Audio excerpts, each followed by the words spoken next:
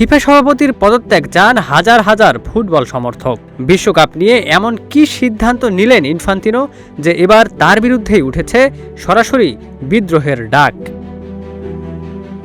বিশ্বকাপের অতিরিক্ত বাণিজ্যিকীকরণ ও ফিফায় বেসরকারি বিনিয়োগ আনার পরিকল্পনাকে কেন্দ্র করে চাপে পড়েছেন ফিফা সভাপতি জিয়ান্নি ইনফান্তিনো। তার পদত্যাগের দাবিতে শুরু হয়েছে অনলাইন পিটিশন। এতে এখন পর্যন্ত স্বাক্ষর করেছেন 28,000-এর বেশি মানুষ।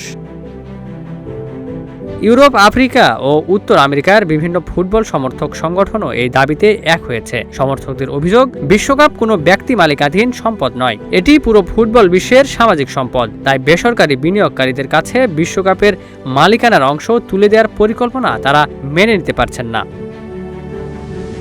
শুধু ইনফান্তিনোর পদত্যাগ নয়, ফিফার সিদ্ধান্ত গ্রহণে আরও স্বচ্ছতা, নির্বাহী ক্ষমতার উপর নিয়ন্ত্রণ এবং জবাবদিহি নিশ্চিত করার দাবিও তুলেছেন তারা। এখন প্রশ্ন একটাই, হাজার হাজার সমর্থকদের এই প্রতিবাদ কি ইনফান্তিনোর উপর চাপ তৈরি করতে পারবে, নাকি সবকিছু সামলে আবারও ফিফার শীর্ষ পদে বহাল থাকবেন তিনি?